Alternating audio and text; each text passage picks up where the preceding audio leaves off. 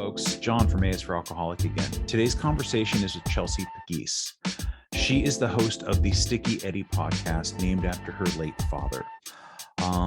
He passed away from complications due to alcoholism, and although she herself is not an alcoholic, she felt the brunt of that. And the podcast was her way of trying to better understand where those of us afflicted with this thing come from. And it was great to hear her story. It was great to hear her perspective, and an all around genuinely enjoyable conversation. So without further ado, here is my conversation with Chelsea Pegues. Chelsea, thank you very much for being here, for doing this. I appreciate it. I appreciate you. And thank you for having me, just so that we have some context as to how we know each other, that you reached out to me and asked me to be on your podcast, which is called the Stiicky Eddie Podcast. And I think an important thing for anyone searching for this is that sticky is spelled with 2 I's. Yes. So, and I don't want there to be anyone to miss out, because I think that it's important what you do. Thank you. What is the, and just so we know, what are the 2 I's? Well, let me ask you, let's start with like your podcast and how it came about. Sure. Just briefly, like in that. Okay. So hi, my name is Chelsea. I am the hostess, I guess, of the Stiicky Eddie podcast. It's just my way of messing with people. I just want you to try harder to find it. No, Sticky is spelled with 2 I's because my father, Eddie, was a drummer. And so that was the name that he carried with him on stage. He was Sticky. He had 2 sticks. And on his business card, that's how it looked, with 2 little sticks as the eyes. It was his little joke to the world. He was very, very humorous. He loved to tell stories, loved to laugh. He was, I guess, what you might say, a quote unquote typical musician, very charismatic, and loved the crowd, fed off of that energy for sure. Sadly, for as gregarious of a person that he suffered almost his entire life with alcoholism. And that is what eventually took his life in December 2020. He died from a gastrointestinal bleed due to cirrhosis of the liver. And in the following months, I was just kind of in a daze. My dad was my best friend. But he died so unceremoniously, if you will. Definitely not befitting of the legend and the hero that I thought he was and held him to be. So I batted around the idea of starting a podcast. I didn't have a lot of education as to what it's like to be an alcoholic or an addict of any kind. I knew that there had to be more to this as a bystander. There had to be a better way for me to just reach out and help someone who might be in my very position as the child of an alcoholic, someone who loves someone with an addiction. And so the Stiicky Eddie podcast was born to kind of rally the troops and talk with a new special guest every week, doctors, authors, addicts themselves, other children of alcoholics, people of all walks of this horrible lifestyle. Yeah. Excuse me. And so that puts you in an interesting position here, especially because I usually talk to people who suffer directly from alcoholism. And so my questions and my thoughts are having to be redirected here. And how fun for you. Exactly. No, and that this is good, and this is important. So, one of the first things I ask people is, what was their first experience with alcohol? And I can tell you that. Yeah, and just, as a child, whether it was direct or indirect or how, I mean, that's for me, that's sort of was it was one of the important questions that I had to answer and figure out, and it really helped me to better understand my relationship with my father and his alcoholism and so on and so forth. So Mm. what do you remember as the first um thought Oh or memory of gosh. alcohol? My dad loved wine when I was a child. And it's every time I'm in a liquor store and I see a Carlo Rossi Hmm. jug. Are you familiar? Yes, very. Yes. So, well, I mean, some people, it's a very inexpensive jug, literally jug of wine. And it's not for everybody, that's for sure. But that's what I remember as my first glimpse of where did this magical potion come from that made everybody either act crazy or laugh harder. Where was the source of all of this energy? And I remember seeing those jugs as a little kid, like in the pantry on the floor. Hmm. And it was interesting to me because even as a child, I noticed that it was always behind something, not really hidden, but just not prominent and out in the open. But what was weird about that was there were nicer quality bottles of wine up on the top of the refrigerator or present on the dining room table. So it was weird because I'm like, well, what is this? Like, what is so bad about this? So Hmm. it was almost like my first thought was, well, I guess the higher quality is okay and it's more acceptable socially. Hmm. But at the end of the night, when he needs a little extra, like he'll just reach for like the $6 jug in the broom closet. And that's where I first started seeing it and realizing there is something weird about the amount of alcohol that's present and how it is presented in the house. Yeah. Yeah. My grandmother was an alcoholic as well on my mother's side. My mother thankfully did not deal with this affliction, but she was also a fan of the Carlo Rossi jugs, the smaller ones she would get. And there was a period where shortly after high school, I was living with my mother, who my grandmother was always also living with her, me and my brother, and she accused us. She thought that we had been dipping into her wine, and I was 18 or 19, and I was certainly drinking at this point, but I was out getting my own from other people. I had no, like, I was not interested in that. I think I was, after like beer and scotch or whatever I thought that I was into. And Okay. so it was this very interesting thing, and it turns out, and even my mother was like, I don't think that you are.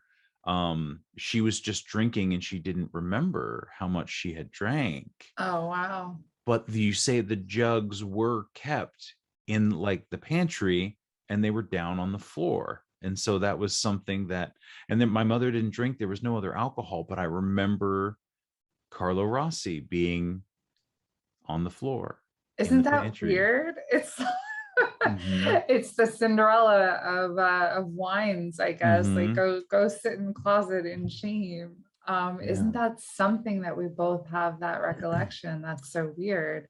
And so there's definitely, this idea of the cheap stuff out of the way, hidden, do it alone. Whereas, we're always trying to present something better to the world than what actually is, right? Yeah, absolutely. I've come to realize that about a lot of people who suffer with assorted addiction. Hmm.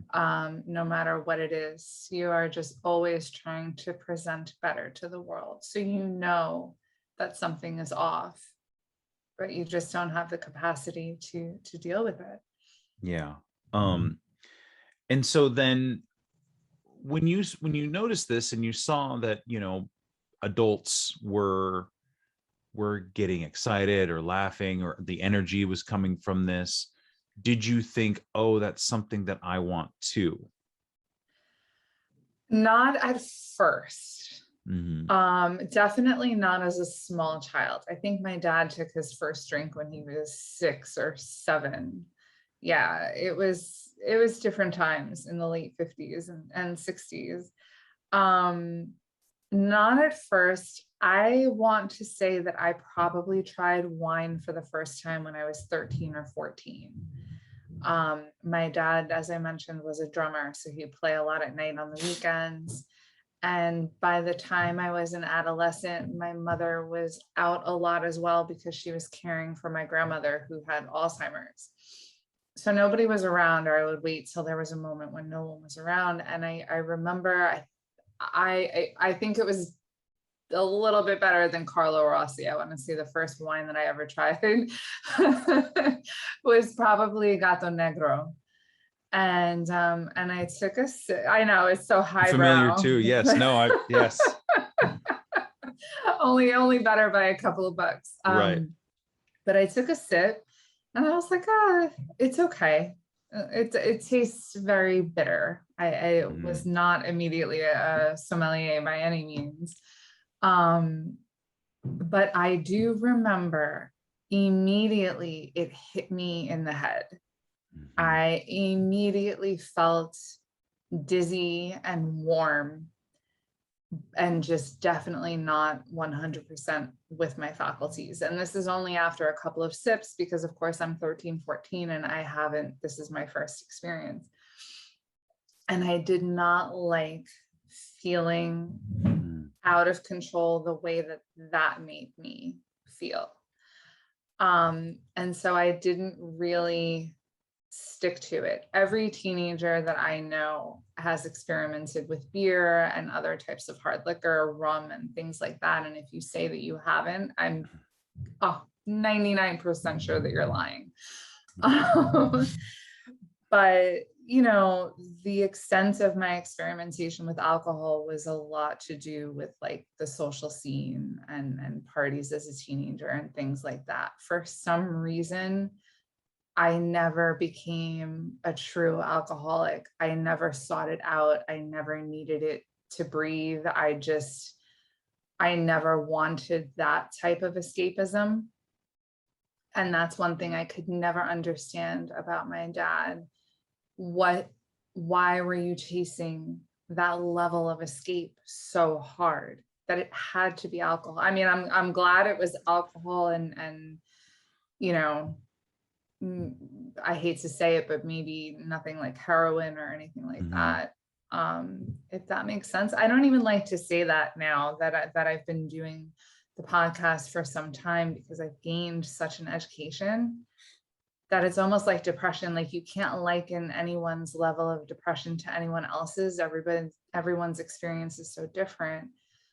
But maybe perhaps it's still naive of me to think that there are harder substances out there. But again, maybe I'm wrong in saying that because perhaps you can't equate one to another. I think, it doesn't, I don't know that to discuss it, it doesn't help for us to compare suffering. There are certainly neurological differences in drugs, that are more addictive. And when you talk about why would somebody chase that escapism? And I think that for me, I think it's two things. My brain is wired in such a way, like when you had that first taste of Gato Negro, which I used to buy the big bottles of those as well. I remember that cat very well on the label. And when you were like, yeah, I was kind of dizzy and I didn't like feeling out of control. And that's a normal response at that age. And it's so different to like, I had a drink and it was like, I knew exactly where I was supposed to be. Or I had a drink and it was like, I just went crazy and it was awesome, until the next morning. And I think that for me, the escapism was from a traumatic childhood, certainly, but it was also coupled with the fact that my brain was constantly tricking myself.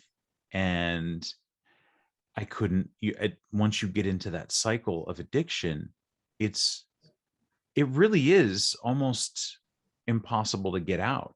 And so, and everyone's different, right? Why escape life? I mean, I was talking to somebody the other day, and it's like, well, yeah, they're like, do you want to drink anymore? And I was like, well, yeah, I do, but not really.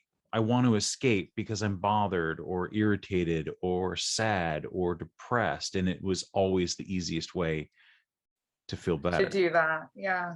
Yeah. But it is really hard when you go, ew, that's not for me. And then so you would go to parties as a kid, as a teenager, and it was always just take it or leave it. Yeah, I mean, I'm not gonna lie, there's a lot of peer pressure, of course, when you're a teenager. So most of the times it's take it, and everybody has their experience as an adolescent where you have one too many. I am no angel. I don't live, a sober lifestyle 100%. Now in my quote unquote old age as a parent and someone with a lot of responsibility, I will have a few glasses of wine on the weekends and call it a day. And by a few, I mean maybe like 2 or 3, if that. I don't drink during the week. I just have a different set of guidelines. And I think a lot of it has to do with I saw the mess that it would make firsthand. So when I was out and about and discovering myself through these social settings, I didn't lean so much on alcohol as I did on weed. I used to be a huge pot smoker, which is so interesting to me because for someone who sat there and said at 13 or 14, like, I didn't like the feeling of not being, not having it all together. When I discovered weed, I was probably 16 or 17. And I was like, oh, this is cool because I kind of know what I'm doing still, but I feel way more relaxed about it. And everything is hilarious. Everything. And so looking back now, I feel this is something that my dad and I never spoke about either, which is interesting. He never asked me about the first time that I had a drink. And he was very laid back about things that I would do. I mean, he was an amazing dad to me. He was not a helicopter dad. He kind of let me fall down and make mistakes, and then he would always be there to say, well, this is why that went wrong. Let's see what we could do better next time. So there's so much duality, and it left me quite befuddled as an adult, because for someone who was such an amazing dad and a loving dad and a fantastic grandparent, why were you harming yourself in such a way? And that's always what he would say, John. He would say, I like the feeling it gives me in my head. I like the feeling when it takes over and I feel warm and good and, like, I guess, empowered. Yeah. And it just left me always so confused because my dad would sit behind a drum set and he had the room.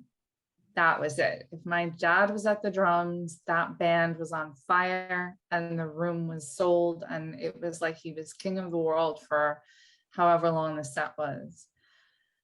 And people knew him and people loved him. He was impossible to dislike. And it just left me so confused. You already have the power, you already have the charisma. Even when you're sober, why do you need the extra kick? That is always what I would say. Yeah, I think alcoholics, and for me too, is there's a pretty big divide between how people see me and how they feel about me and how I see myself and how I feel about myself. And I'm often thinking about somebody will say something about something I've done or something I said or how I did something for them.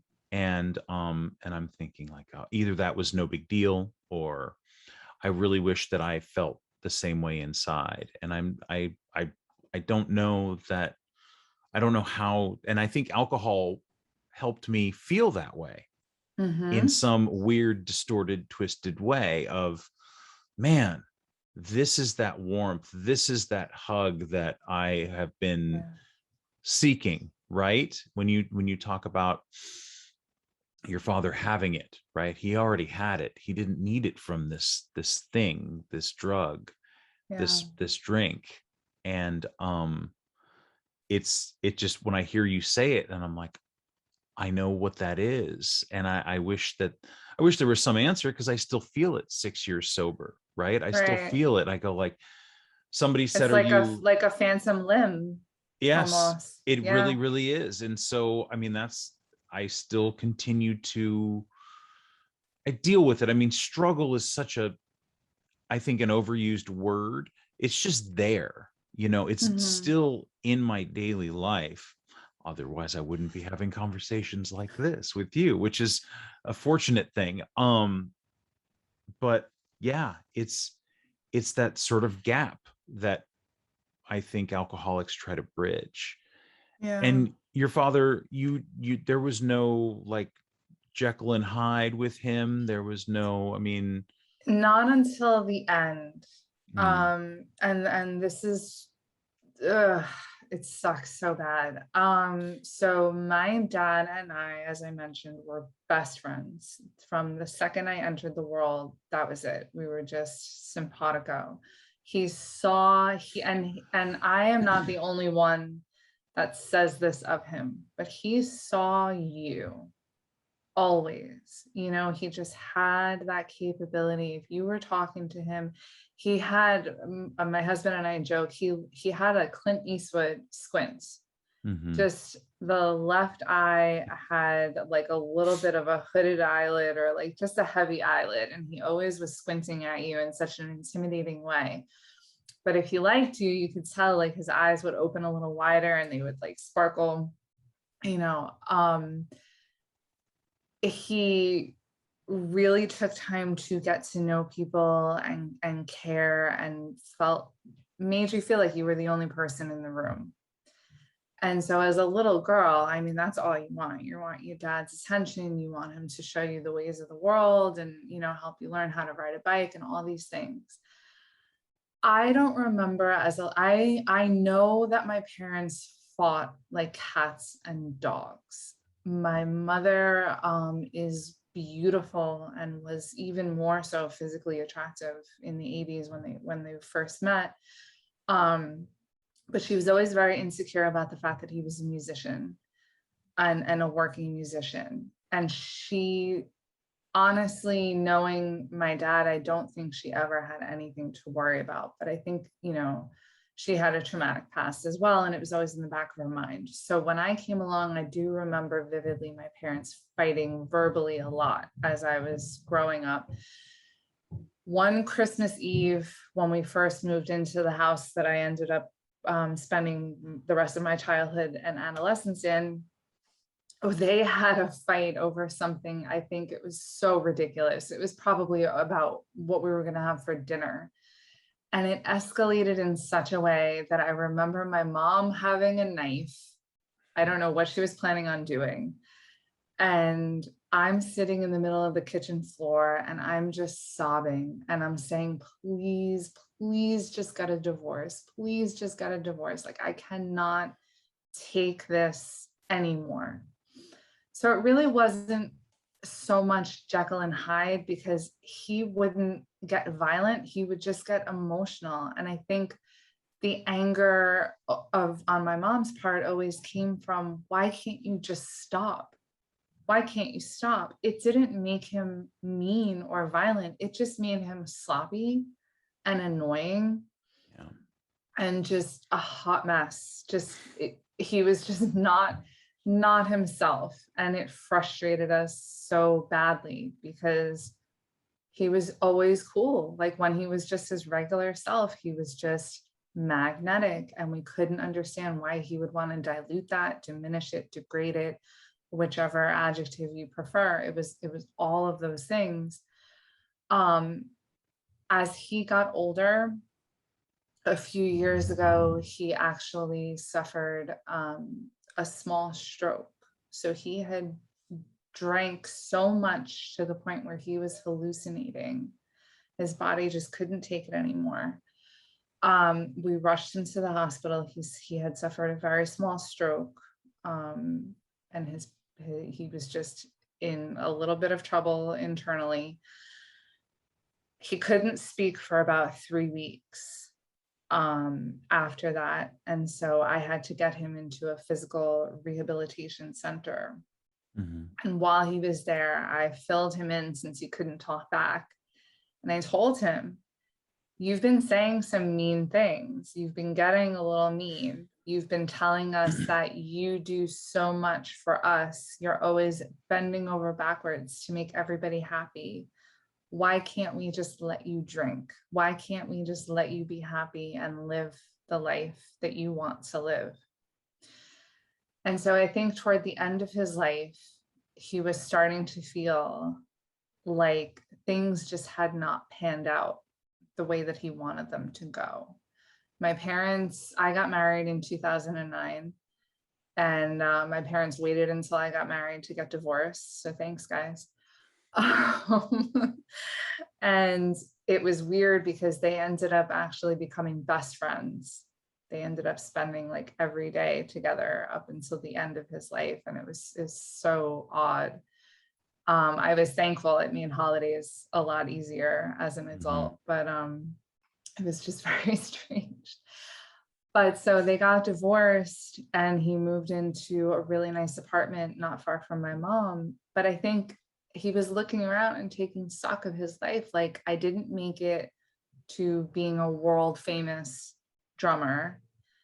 I was able to retire from my day job, but now I'm sitting here and I don't have the same level of socialization and lifestyle that I once had.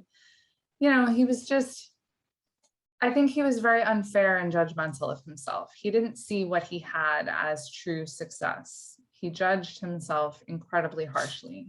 And here is his family, myself in particular, who don't have the tools to say to him, I see you. What's really going on? What can we do? If you're not going to stop, can we explore harm reduction? Or is there some other type of recovery process that you feel comfortable with, just so that we can get you to the point where you're comfortable, you feel seen, we're helping instead of making it worse and harming you. And everybody can just kind of, move along in this way where we're still always going to be concerned, but we can have your back more appropriately. That's what should have happened. That's what should have happened. And so to answer your question, there was no immediate violence, but I think it just made it worse because we knew the person that he was and he just couldn't see it. And it was just frustrating all around. Yeah. And they talk a lot about, I don't know if you've ever gotten involved in Al-Anon at all or anything Not yet, that matter. No. And I've had some, obviously I'm not involved directly because maybe I should be, or there's another one which is I have a friend who's in the ACA, which is Adult Children of Alcoholics, and he's Right. an alcoholic himself. And again, just trying to understand these feelings where you're just like, why? Because if I had some sort of trying to find some solace in all of the confusion, and in Al-Anon talking about that frustration. And one thing, as an alcoholic and trying to help other alcoholics is that I cannot make somebody do something. And I'm sure you understand this now. And it's tough because I have friends who can drink too much, people I see on the regular. And you're like, well, all I can do is, put boundaries and borders around the behaviors that I won't tolerate. And yet that's not really an easy or reasonable thing to do with family members. No, It was none of not. this. No, none. I'm sorry. I didn't mean to interrupt. No, it's just that's all I was going to say. Yeah, none of this is easy. There's no right way to do it. And to what you just said about Al-Anon. So this might sound so ignorant. I apologize. I have highly inconsiderate upstairs neighbors. Are they moving furniture right now? They got the pool Always. table, they're moving it. It's always under construction. I'm Mhm. so sorry. It's okay. It's just flavor, right? It's soundscape. It's part of if anybody listening has tips on how you deal with your inconsiderate neighbors, please DM me. I'd love to hear. I did not have any equipment or any information on what to do as the child of an alcoholic. I thought Al-Anon was something that you only did as the person afflicted. I didn't realize that family members or loved ones or friends could go and sit in on meetings and gain support. I'm 35. I'm going to be 36 in November. So a large part of my adolescence, really, you barely had Google. I mean, Google came into play as I was an adult. So there weren't a wealth of resources available to me. So I just kind of, and I don't know, maybe I had close friends that kind of sensed that my dad indulged too much, but it wasn't anything that I ever talked about. It wasn't common knowledge. And again, he was so charismatic. I don't know how many people would have really noticed.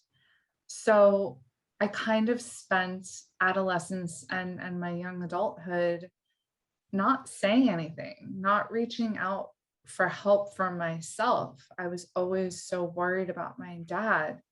And obviously, rightfully so, I loved him. Yeah. But perhaps if I had been a little bit more concerned with my own knowledge and helping myself learn more, I just would have been more well-rounded to say, like, I just learned about harm reduction a couple of maybe a month ago. No idea what that meant prior to starting the podcast. And I'm floored because I'm like, oh, it's really not one size fits all. It's really not, abstinence or nothing. There are other ways to improve your life and just start to heal and do a little better one day at a time, as they say. Yeah. I mean, I have always been, for me, it was AA, and it was abstinence, and it was what I needed, and it was the structure that I needed, and it was the push that I needed, but certainly not for everyone. And I am not even, I've never been interested in sort of imposing or saying there's only one way. And, I have a friend, and she works in harm reduction in many ways. And so it's always interesting to me to hear her perspectives on things about, like, people who are hard drug users and like, hey, we're just trying to make their life a little bit better today, as you just said. Maybe telling them that they're bad and they need to stop doesn't help that. And it doesn't. No. Because I was told I was bad and needed to stop for years, and it didn't do anything for me, and I can't imagine what people who actually cared about me thought. They were just like, oh, well, there's so-and-so doing such and such. I guess this really sucks, but what do we waste do? his life? What do we do? And you know what? That's so funny. I feel like it's not funny. You know what? I pride myself on being an English and communications major, and I really have to stop using these filler words as like, it's so funny. Yes, it's so rudimentary and basic. So I'm only going to use SAT words from here on out. Yeah. I find it interesting that we start sex education so young for kids and teenagers, and yet there is no drug and alcohol education except to say, don't smoke pot, don't drink alcohol. These are what will happen. These are the effects that it will have on your body chemistry and your organs and such. But they just make it shameful. They don't actually explore, like, well, here's what to do if you do try this and you like it too much. And you feel like at an early age, you might be in a little bit of trouble, or you see like where this is going and you need the extra support. Maybe that's what needs to start happening. Maybe we need to advocate not so much for don't do it at all, because that's never going to happen. Never, ever. I brace myself for the day. I mean, because my son is 7 now. So I don't know how long I have, how many years I have before he comes home one day and I'm like, there's something up with you. Like, what were you doing in the woods after school? Right. And then there needs to be more preparation at a younger age. I don't know how that would look per se. I know that you can only do things within a certain set of guidelines in school. Some schools, you can't even show them how to do the condom and banana thing. I don't know if they did that when you were in school. I don't know what that is. I don't know what that is at all. What is that? So some sex education classes, they'll actually take a banana and show you how to put a condom on by putting it on the banana, or, you know, some other phallic shaped fruit or vegetable. Yes. I'm sorry. I mean, you know, I'm glad that your mind didn't automatically go there actually, but it's kind of laughable. And it's such a joke that we have to take away the stigma. We have to help people understand, because you overindulged, because you became addicted, because you have this affliction, you're not an evil person. There's nothing about you that's evil for doing this. Yeah. The way that the substance is attacking you and your psyche and how you feel, that's what we need to work on. And if it's not possible for you to quit altogether, then we need to do whatever we can to save you as a person, you know, to make you feel more comfortable, or to work on the roots of your problems that are making you want to do this. Yeah. And kids are going to learn it one way or the other. So why not give them a positive source of information, right? Because either they're going to learn from their friends to do it, or they're going to be growing up in an abusive, addicted home with a relationship that is so confusing. Like, you're supposed to be the one that loves me. Why are you hurting me? Yeah. And so these are the lessons that kids grow up with, or, you know, you're bad for doing it. And then all that does is create shame, which, you know, shame, guilt. Well, I want that to go away, so I'll just do some more. And then that just perpetuates for, you know, forever, if allowed. It's such a spiral. I asked my dad this summer before he passed away. I looked him dead in the eye and I was like, did something happen to you as a kid? Do you remember going through anything, or do you think you may have repressed something?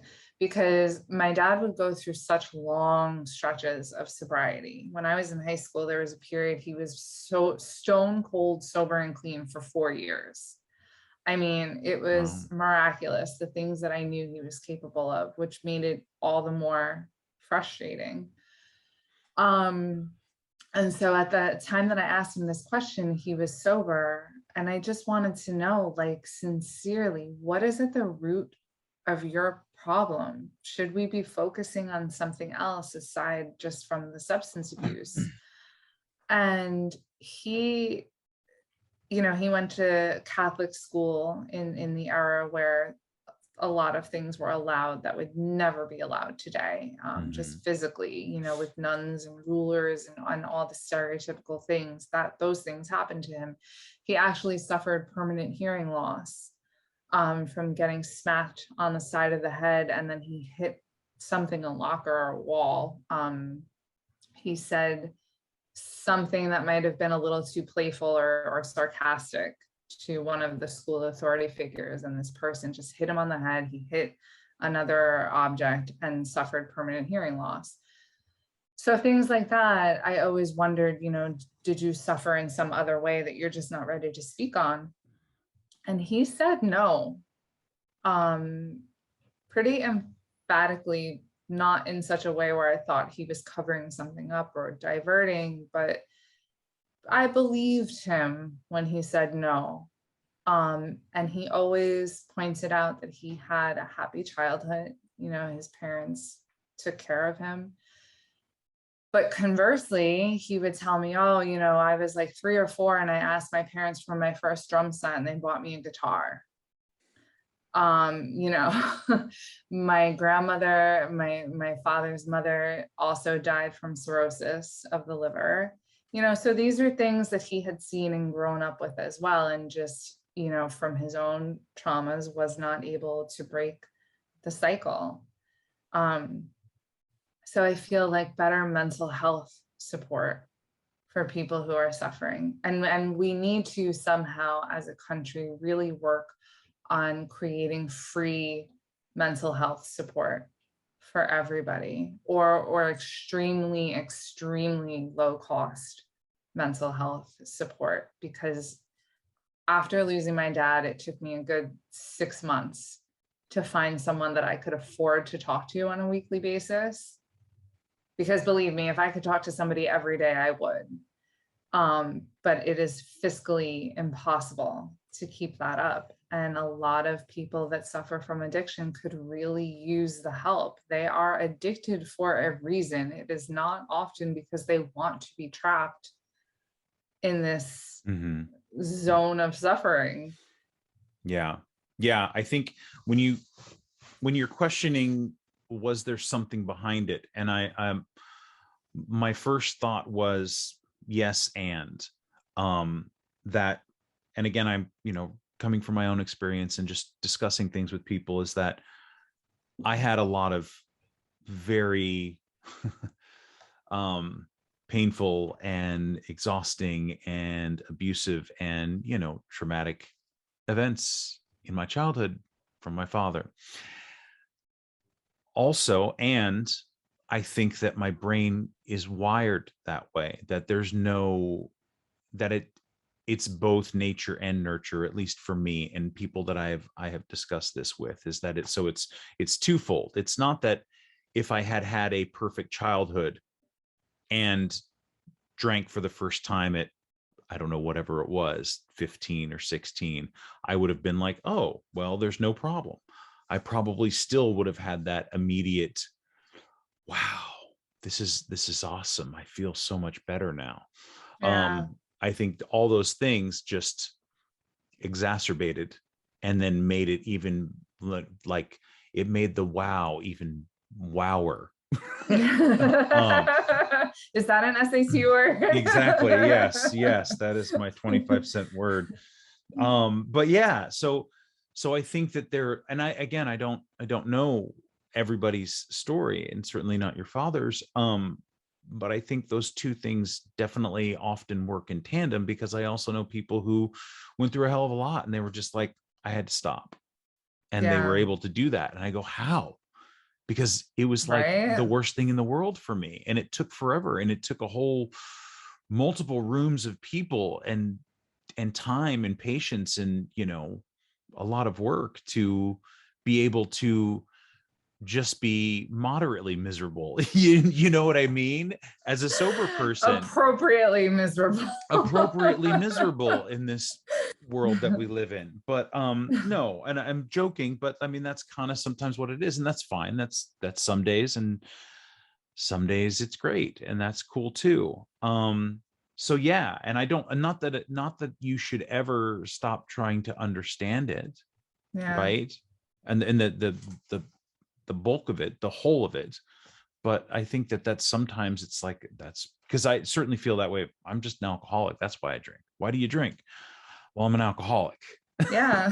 And that makes the most sense to me in my head. And I know a lot of people don't like that phrase or that word, that term, but and I don't know how you feel about it.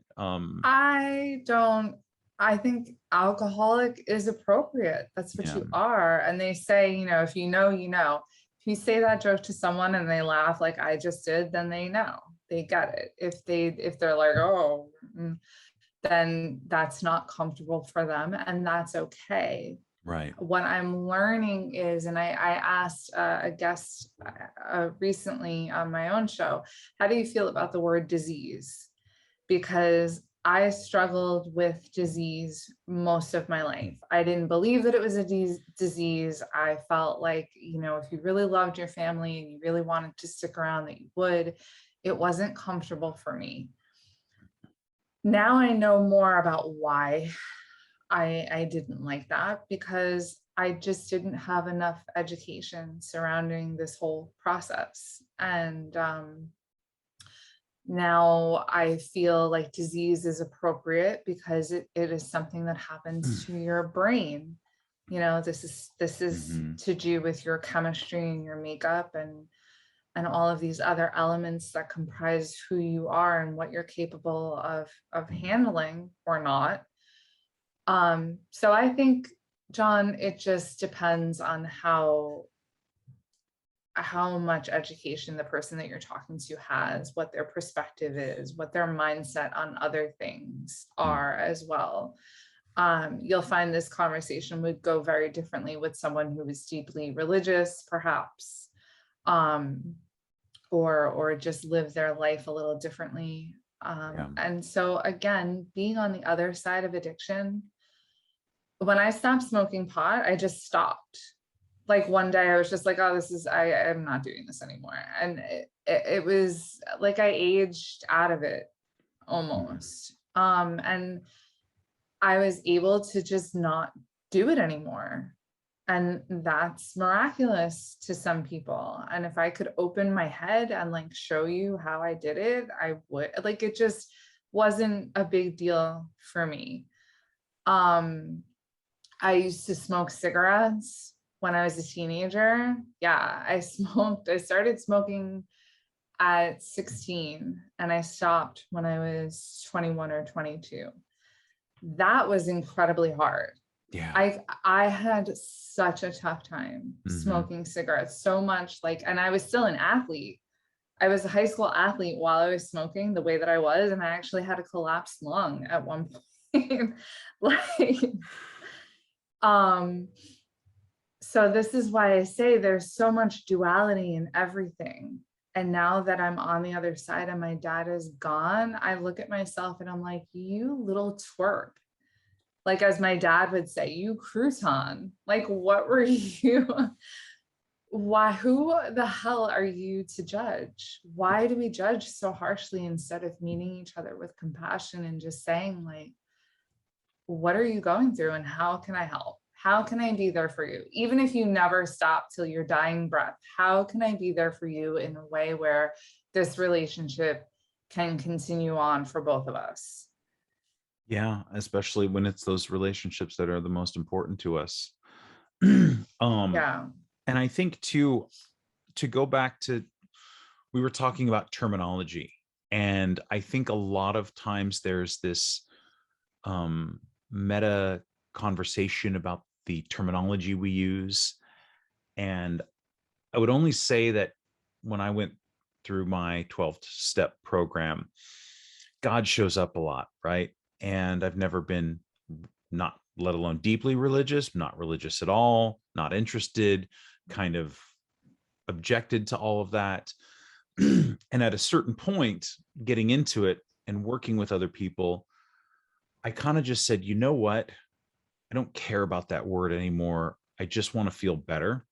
Yeah. And so I would say to anybody who's concerned about specific terminologies and labels and words that are used, find the ones that are comfortable for you. I would only encourage anyone to not let a certain word get in the way of them feeling better, regardless of how you define yourself or your affliction or your disease. You know what I mean? Because It's at the end of the day, it's not important about whether or not I believe in God, or I call myself an alcoholic, or is this really a disease, right? Getting mired in these sort of the minutia of this stuff has never helped me. You know what I mean? I agree. And I'm like, oh, it feels like a weight lifted talking to you about this, because I agree so wholeheartedly. Now, my present self now has the energy and the capacity to say, who gives a fuck what anybody else thinks about anything, as long as the person that you care about, or you for yourself, is comfortable in their skin and can face the next day and work on it and continue to do so.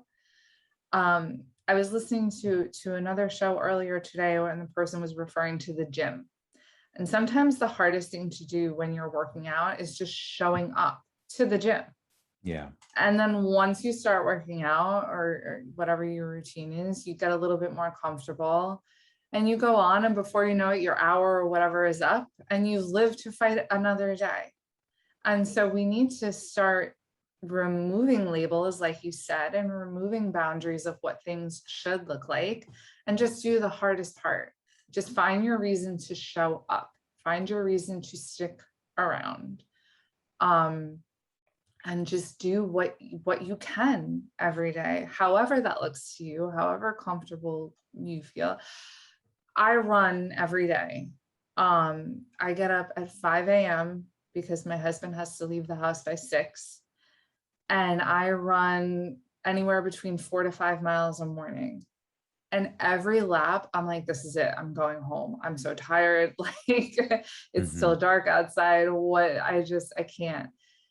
And before I know it, I just zone out. My thoughts take over, and, my timer runs, and I'm like, oh my God, 5 miles went by and I thought it was going to be so miserable and hard. And here I am. I'm done for the day. I get to go home and have a cup of coffee. Reward myself in that way. So we really need to try to find a way to make people feel like you can do it, even if you falter, even if you fall over, even if whatever happens, you are capable of doing it. There is a way for you to feel comfortable in your skin and fight that good fight and be there for the next day. Yeah, absolutely. Feeling, losing my dad is by far the worst thing I've ever gone through. Just to summarize really fast. So it has not yet been a year. I was mad at my dad for a couple of weeks before he passed away. I was not really speaking with him, and that was hard because we spoke at least 3 times a day at length, usually. And so this was around Christmas time. The last time I saw him in person, I want to say, was probably November 21st or so, 2020. We took a walk in the woods with my son. And I knew something was up. I had a feeling he had fallen off the wagon, and it made me angry and sad and just pissed off in general. I wanted to get off the merry-go-round because I was tired of seeing him harm himself. It was getting to the point where he was falling out of chairs, and, he looked embarrassing. I'm just going to plug my computer in. He looked embarrassing to his neighbors. People were really starting to notice that there was a problem, and I was so angry. So we weren't really speaking. The morning of December 21st, my mom called me. And at that point, she was calling me like every morning. Hey, have you heard from your dad? And my attitude was, you guys live 5 feet away from each other. Get up and go check on him if you're that concerned. But both of us were just so over it at that point. And I said, no, she called me that morning. I said, no, I haven't heard from him. And it was funny. There I go again. It was interesting because that morning I was out for a run, and I rounded the corner and I stopped dead in my tracks and I took a picture of the sky. I never do that while I'm exercising, but the sky, John, was the pinkest pink sunrise I've ever seen. it was as though the world was on fire. It was gorgeous. And I took a picture of it and I finished up. I went about my day. And it was about 3:00 in the afternoon when my mom called again. And she's like, your neighbors are saying that they haven't seen your dad in a couple of days. So now this is December 23rd. The neighbors are saying that you haven't seen your dad in a couple of days and there's a smell in the hallway now. And I'm thinking, the first thing I thought was just that he had just maybe gotten physically sick and just the smell was emanating. So I tried calling him a couple of times and he didn't answer. And I'm like, my thoughts didn't even go to something like happened. I'm just like, he passed out, he got sick, he passed out. This is annoying. I'm going to go all the way up there because my parents live about a half an hour north of me. And it's just going to be for nothing because it wouldn't be the first time that it happened. So I called the local police and I asked them to do a wellness check. And they called me back when they arrived and they said, we can't open the door. Is it okay if we break in? Fine, no problem. He'll pay for it later. And maybe he'll see then that this needs to stop. Then I didn't hear from them for 20 minutes or so. Now I'm pacing back and forth and I'm like, something's wrong. If you don't hear back from them right away, that's not a good thing. So my husband begged me not to get in the car. He's like, you just don't want something to be wrong and you go there and you walk in the middle of it. And now I'm all big and tough. Well, it's my dad. Nothing's going to stop me, and I get in the car. I'm not even 5 minutes on the parkway. And my husband called me and told me that the worst had happened indeed. And I screamed. I screamed for what felt like a year. It was just the shock. Like, what did you just say to me? And I got up to my parents. The drive, like I mentioned, is usually about a half an hour. I remember looking at the clock and thinking, Jesus Christ, I made this in 6 minutes. 6 minutes, I must have been doing 110 the whole way there. I don't know how many lights I blew. I don't care, whatever. I pull into the driveway and there's cops everywhere. And I go running up the steps and toward the door. And the cop like clotheslined me. And when they say like adrenaline gives you strength, like I see how mothers lift cars, because I took this guy like I was the Hulk and he was a big, stocky cop type. And I almost threw him out of the way and I'm screaming, that's my dad, that's my dad. And I couldn't, it was like a movie. Like I couldn't even believe that this was actually happening to me finally. And I say finally because it was like after all those years of threatening him, like something bad is going to happen to you if you don't stop. And so the cops explained to me that he was in his bed. He had clearly he had some sort of bleed. But it looked like he just fell asleep in his bed. I couldn't see him. It had been 2 days at least. And we're outside at this point and I could smell that it had been a few days.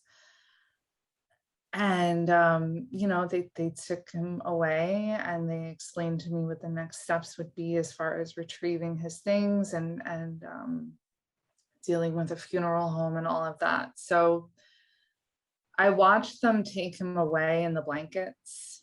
They told me not to, and I just couldn't not look at him one last time.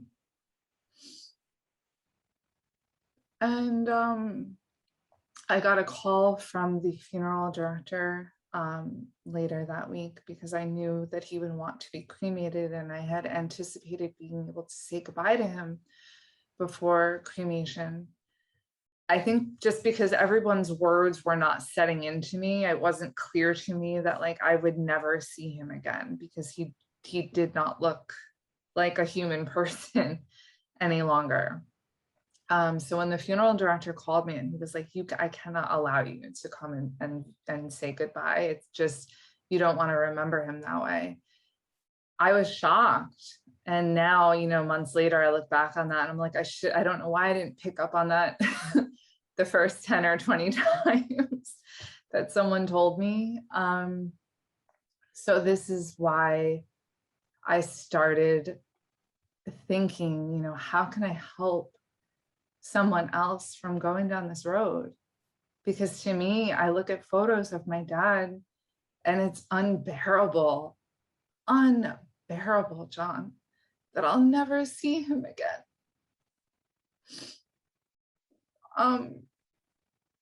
I still feel his whiskers, because he was a bear hugger, like a big, he was 6'2" or 6'3", and he would envelop you and give you these big bear hugs, and you could feel his whiskers. Those are the parts. That's what I struggle with. So Christmas Eve comes the next day after losing my dad, and my husband and I are standing in my son's room and we're tucking him in, and all of a sudden we look at each other. My husband and I, we didn't say anything to each other, but both of us knew what was happening. The entire room, all of a sudden, smelled like my dad's aftershave and scotch. And it lasted for like a solid 20 minutes. And it was the weirdest thing. Now, I had not yet been in his apartment to clean up. And even if I had been, that would not have been what we would have been smelling. I hadn't been near his personal effects yet. None of it, none of that. There was no earthly reason for that smell to waft through the room as strong as it did. But we're grateful, even if it was our imagination, it would have been odd because, it was a shared illusion. But we're grateful. We're grateful for that moment and for feeling like perhaps he was there. I'm grateful every time I look up at a sunrise, or I look at the picture of the sunrise that I took that day, and I know that he's there. I just feel pink. Pink was his favorite color. So I feel like that shade of pink was him letting me know that he's okay. And to be honest with you, I tried to say that there are elements of his death that are a little bit fortuitous, because I was able to think, well, how can I help? How can I start something that will help others? And it brought me to the podcast. And I'm able to sit here with people like yourself and some of the guests that I've had on my own show and learn more and educate myself and do better. And now people know him. Now people know his name.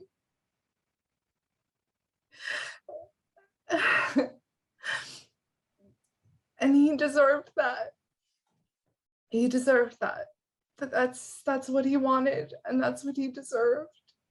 And people need to know what this can do and how this affects people. And by golly, whoever is listening to me sob like a maniac, you need to know that you're loved and you're worth it. You're worth it to somebody. And just do the best you can. It doesn't have to be perfect. You do not have to be abstinent for the rest of your life. But just do the best you can to be comfortable, man, because you're worth it. You're so worth it. The end. I'm sorry.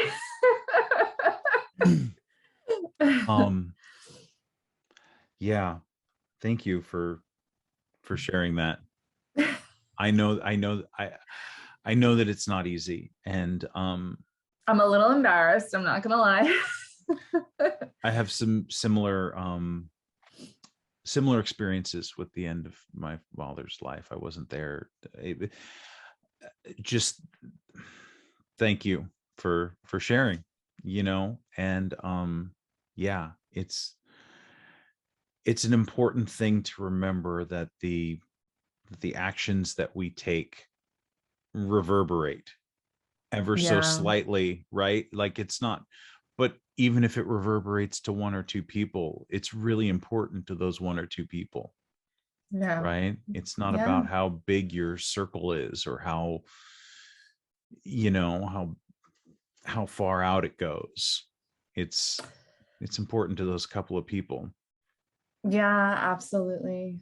And And I'm sorry that was so long-winded and dramatic. no, I mean, I just like, yeah, it's not just that, but it's also it should. I mean, it's not should or shouldn't be anything, but I found that for me, it was what was important for me. Yeah. And you have repeatedly talked about service and being in service of other people. And I mean, that's a huge thing in the 12-step program that, I mean, that you are realizing without it in a very profound way. And so, yeah, I mean, how can I be of service? And it's in answering that question every day, I tend to make the best choices, right? We tend to make Yeah. better choices if we go, how can I help people today? And you're like, oh, okay, well, let me answer that question. And then I live my life. I'm just a lot happier and more comfortable with myself when I answer Yeah. that question, Even the little things, even, today I was stalking your Instagram page and I saw your video with Whitney Houston singing in the background. God, It it made me was happy. so strange. We stopped at this gas station. We were on this bike ride. This is not related at all, but we were on this bike ride. We went the wrong way from the very beginning down the bike path. So we dead-ended into some bramble and we had to dig our way out. And Oh God. we were in some vineyard we weren't supposed to be in to get to the freeway. And so now we're out in the middle of the woods and we pull over to the gas station to use the restroom. And this truck is like, it's audible how loud it is. From they're just blasting "I Will Always Love You," Bodyguard, Whitney Houston. And I'm Yeah. like, where am I? Like, this doesn't happen here. This is so, who is this man and what kind of day is he having? Like, what is going on here? And then he was gone. But You need a little Whitney sometimes. I'm not gonna sometimes. lie. And and it was funny because we had this huge epic adventure ride, and the tripod thing on my bike broke, so I wasn't able to get any footage of any of it except No. for the moment where we stopped. And so, yeah, it's like, and I was like, I don't normally share this kind of goofy stuff, like, I don't know, but it just seemed too Too good not right. to. Yeah, I so I'm needed glad you it. It enjoyed was it. right for me. So thank you. You're welcome. Thank You're you. welcome. It was my pleasure. But yeah, I mean, how do you, so today, like, what has the last 9 months and the podcast and talking to people and I mean, where do you stand now with all of it? How do you feel about I mean, what have you learned? What do you um I know well, that's a big question, but no, it's a great question actually, and it's actually a question that I ask myself every couple of days. I try to not to sound too hippy dippy, but I try to check in with myself because I'm terrible at sitting still. Terrible. I'm not feeling super great today, like I mentioned to you Mhm. off camera, and I haven't gone for a run, and I'm like a panther in a cage. I can't. So what I've learned is to check in with myself and ask myself just that. What am I learning? What can I work on? What would I still like to learn? Yeah. The biggest, most important thing to me in doing the podcast for the past almost 6 months is not to judge anyone. That goes for the people that I speak with on the show. It goes for homeless people that I may encounter throughout the day. People perhaps with special needs that others would see like wandering around in the park and like go out of their way to avoid them. I don't do things like that anymore because I'm way more aware that there is always something going on beneath the surface. I find myself with a level of patience that I definitely didn't have when my dad was alive. And I just find myself considering others more and how they might be feeling and what they may be going through. I'm also very honest with my inner circle as far as my mental capacity to hang out or to do things. You know, I won't lie. If you ask me to hang out one day and I'm just like, I'm not feeling it, I'll just tell you. Whereas I used to make up an excuse, or I will blame my kid or whatever the case. And I'm sorry if anybody listening to this, if I'm ratting myself out. But I think that's the biggest thing that I've learned. It sounds corny, but honesty really is the best. It's the best way to live your life for yourself and for others.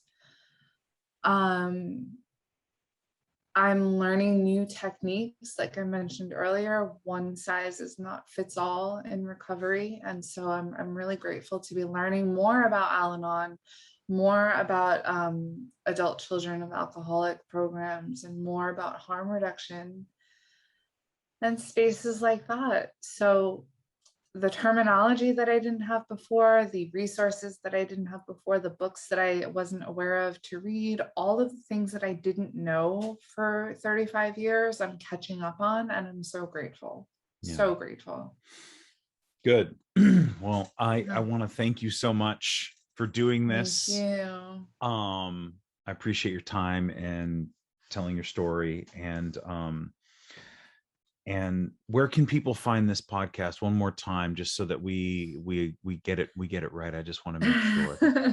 So it is the Stiicky Eddie Podcast. Again, as John mentioned, Stiicky is STIICKY. We are available on most streaming platforms, or you can always find me via the link in my bio. I am on Instagram at Chelsea Runs Around. The Stiicky Eddie Podcast also has an IG page. Just start typing it in and it will come up. There are underscores in the name that make it very lengthy, and I'm sorry about that. You can also email the podcast if you're interested in sharing your story. Anonymity is fine with me, and sometimes it's appreciated. The email for the show is stiickyeddie.podcast@gmail.com. And yeah, John, you were a great guest. And I strongly encourage everybody to check out your episode of my show as well. You speak so eloquently, and it's so clear that you're a writer and a craftsman in the arts, for sure, with the way that you articulate. Thank you. I think that's a great way to end it. Chelsea, thank you so much. I appreciate it. Thank you. Thanks again for listening. Our music, as always, is by Neglect. You can find more of his stuff at neglect.bandcamp.com. And you can find us on all social media platforms that matter: Instagram, Facebook, and Twitter.